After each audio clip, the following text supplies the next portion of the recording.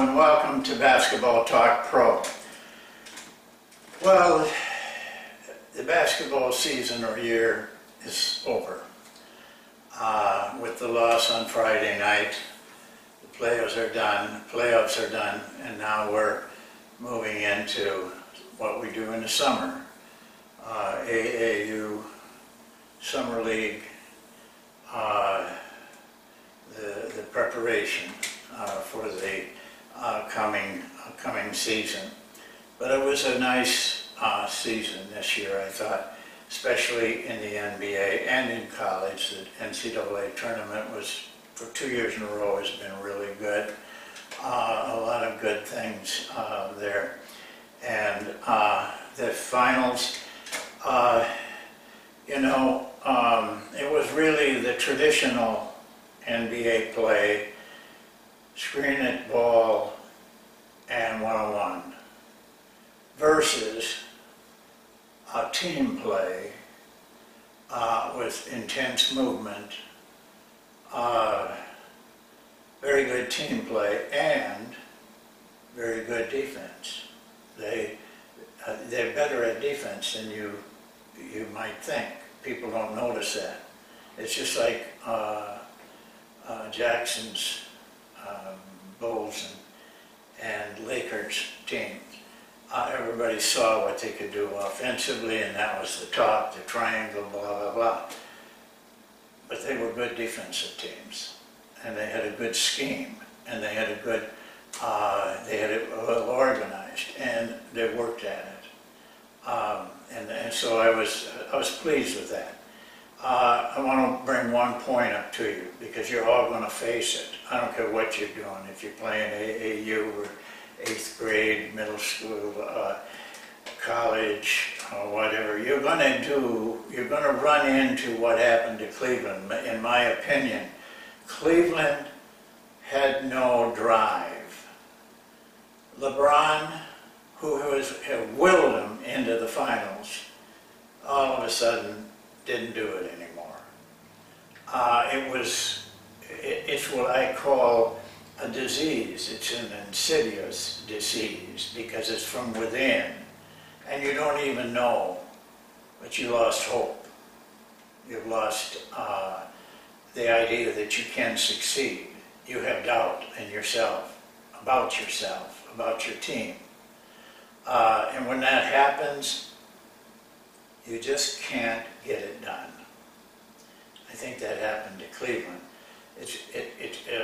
I don't understand how the first game in that situation with Smith, where he took the ball and didn't shoot it, they made a lot out of that, and personally LeBron made a lot out of it, because the whole world watches him. So when he, on TV, chewed out and got into a little session there with Smith, it seemed to just take the wind out of the sails of that team. Heck, they were tied. I mean, they hadn't lost the game, and nobody mentions the fact that the guy missed the free throw that could have won the game.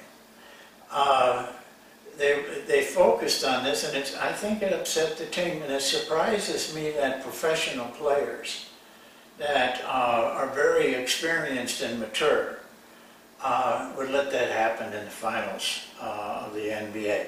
That's my take on it, what I saw. Well, today we're going to talk to you about playing the ball screen, because that is a mode right now of penetration. And I'm going to show you what we feel is the right way to defend, so that you do not give up the penetration. One of the way we do it is going under the screen. But we really go under the screen. We don't just walk through it. And when we'll show you our technique, then we will show you a drill that we run to perfect that technique. So let's go to the chart now. Well, first of all, on this chart, I want to show you exactly what we're talking about of our technique of handling a screen at the ball, or a ball screen, whichever one you want to call it.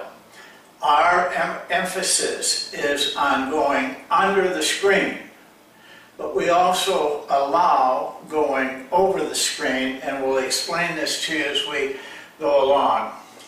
Let's take a couple of typical ball screen situations.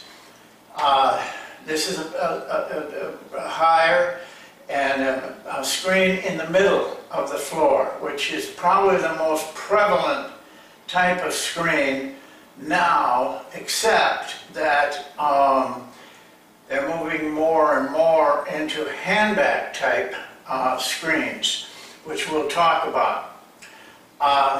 Here's a man with the ball, and I didn't do a very good job of drawing this one. He's actually dribbling, of course.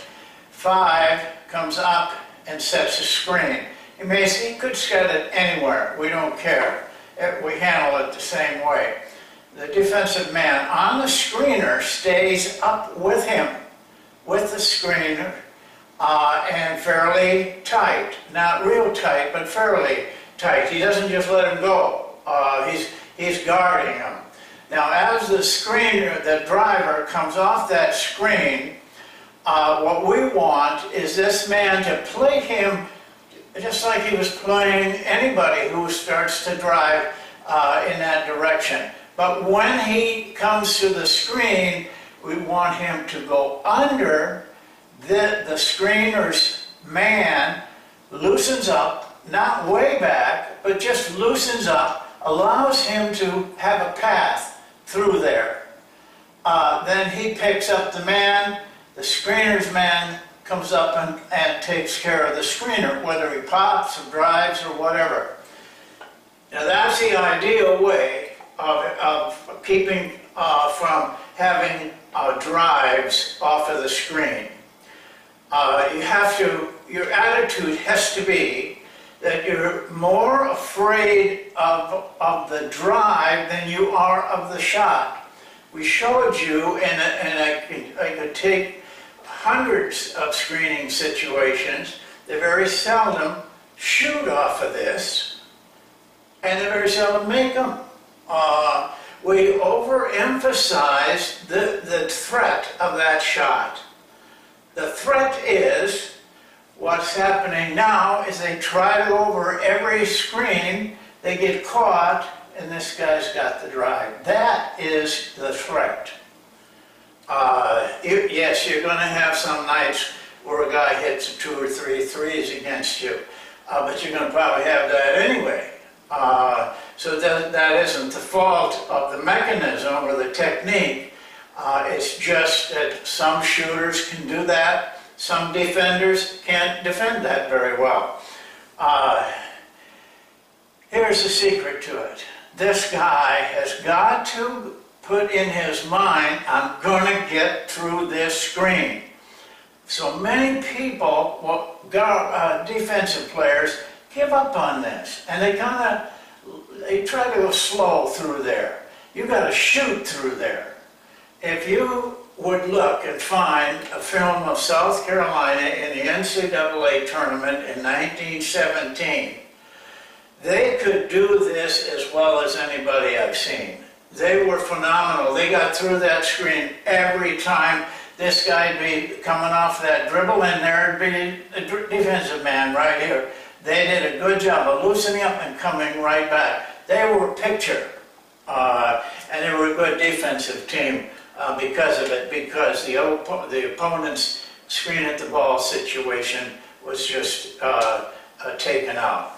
Now, when I say go under, that's what we want them to do first. But there is a situation where we not only allow but encourage them to go over the top.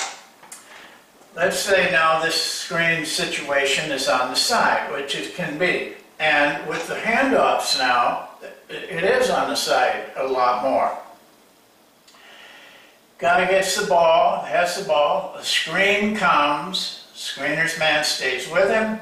This guy is the guy that has to go through this the screen. Now, if the screen comes down a little lower, and this man comes higher and allows a channel through there, and it has to be a good one, not a tight squeeze, because then you get picked off and he'll be driving. But a good space, and they give you that an awful lot of times, then the guy goes over the top. Because that's the best route in that situation. How does he know what to do? Well, that's your job. You practice and practice and practice until he can do this automatically without thinking, by feeling what is the best route. They can make a mistake either way. They can go under when they should go over. They can go over when they should go under. We know that. The players aren't going to be perfect. What we want them to be as close as possible. And may put pressure on the offense to be perfect if they're going to get a shot or they're going to get a drive. Now that's all there really is to it. But the difficult part comes first from the coach's attitude.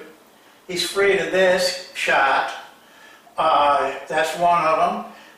Then he gets afraid of going over the top here when he shouldn't be. Coach must have the courage and the drive. You have to work very hard at this. Players will quit on the screen, or they'll go too slow, or they'll be too hesitant. They must have the freedom to make a decision and do it. If they're wrong, they're wrong. And you should not criticize them. Because now you're putting stuff in their head. They think, well, I can't do this. I better not do this. Or there shouldn't be any thought process. He does or she does what they feel like. And but by practicing a lot, if you don't practice this, then they're not going to get good at it. That South Carolina team, they must have practiced it constantly because they were just inhuman almost in their ability to do it. I wanted to use that film, by the way, but the film work with YouTube, you have to have it at a certain speed or it speeds up. And we have not been able to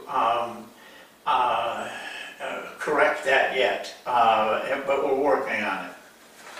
Well, now you need a drill for this, and that's where I want to go next. Well, the reason we came up with this drill was in our offensive scheme, we do not ball screen. So consequently, our players were not able to get a lot of practice in scrimmage situations in 4-on-4 and 5-on-5. Because we don't ball screen, they never got to practice against the ball screen. So we devised this drill some time ago now, and we ran it a lot, even ran it in the NBA with NBA players. This is the drill. We have 3 offensive players, 1, 2, 3, and a defensive player on each of them. So the drill starts, we just say that he's going to start it on this side. He passes to 3, which we allow. Then he goes, sets the screen. We tell the ball handler, the ball man, not to move, not to go until the screen is set. Then he drives off. Whichever way we want, we want him to just make it normal. This guy, say he goes under. These 2 guys are the same here, and this is the guy guarding the screener. I take that back. These 2 guys are the same. He starts here, but we want him down there, so they're the same guy. This is the guy guarding one who sets the screen, and I put him right there. Okay, now the guy comes, however he does it, comes off, then he passes, he goes, sets a screen, then he comes off and passes. The guys over here who have been the defense of the screener pop back, and now they're catching the ball, and they're going to be the ball handler. So it just goes here to here to here to here to here, and we just go back and forth and back and forth, and we practice the technique for the defensive man on the screen going under or going over. As we showed you, they will allow spaces in there, but the space has got to be pretty big. This guy has to stay on his man and step back and allow that guy to get through there.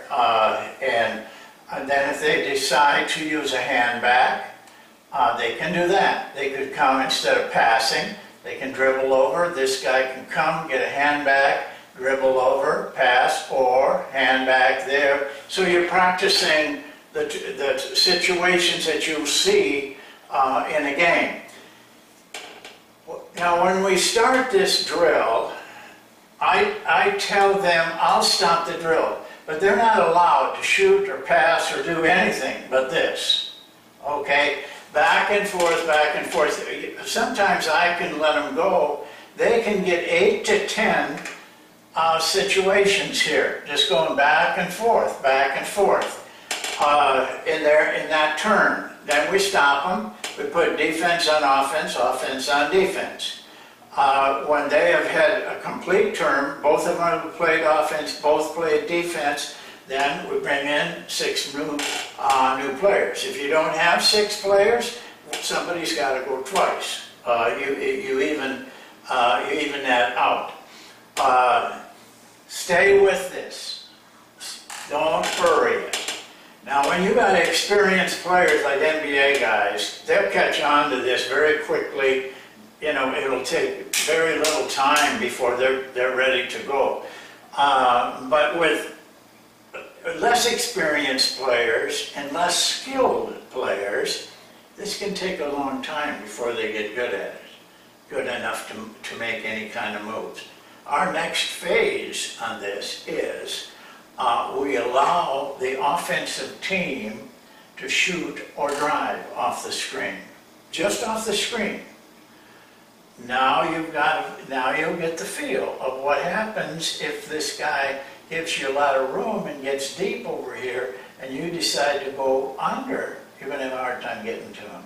But if you decide to go over and they get picked, you're going to have a hard time getting to that driver. Now you begin to have to make decisions, and as a coach, you begin to make corrections and encouragement. Do not set everything in concrete. Allow the players to feel their way through this. It's a long process, but they can get good at it. South Carolina, in the NCAA tournament in 2017, were just marvelous at this. I mean, I don't know how many hours they spend practicing, but I will tell you, I don't think I've ever seen a team, a college team, that could do it like they could do it. And it was nothing that they were more skilled; they were better drilled. Was what took place. Now, when they get good at that, then we'll turn it into almost a scrimmage situation. We allow them that we pass, and we're doing the drill all the time, but then they can break it. They can backdoor, they can shoot if they can get it, they can drive, they can, I don't allow them to slip the screen. It gets a little bit too wild then. But we make them stay with the pattern. They can break the pattern if they can get a chance to score or drive. But if they don't do that, then they stay with the pattern that we have shown them. This drill will make you and help you to play the ball screen properly. The idea behind it is we don't want penetration. every coach and players, what they're afraid of is the shot. That is not the real threat, as we showed you in that chart. They don't shoot it a lot, and they don't make it a lot. The real threat is getting their man picked off and getting room to take this drive.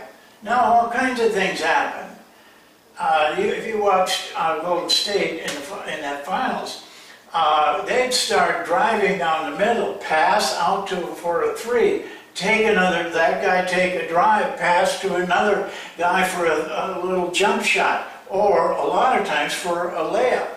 But it started by the drive. That's how they started it. That's why this is where you have to play your drive containment, not after they're into the drive, which is what most teams are doing.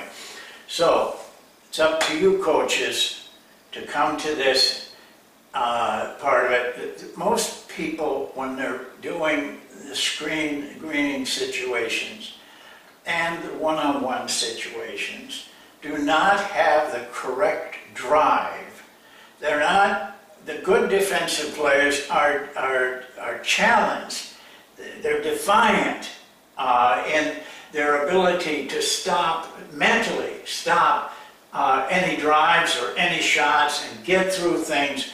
It's your job to develop that attitude that, by God, I am not going to get hung up on the screen, because that's what happens. They hit it, they stop, or they're hesitant.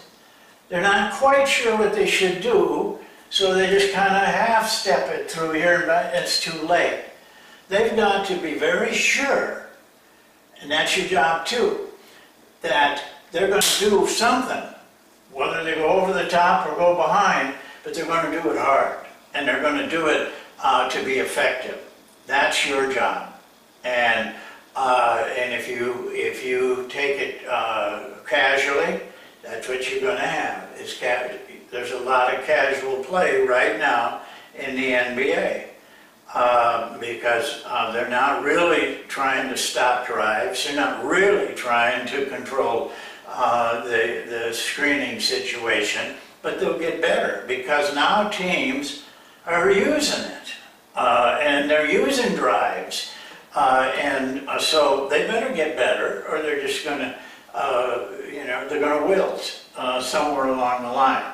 Well, that's it for today. I thank you much. The third step is the next session, and in that section, we're going to show you a zone that will help you to control penetration.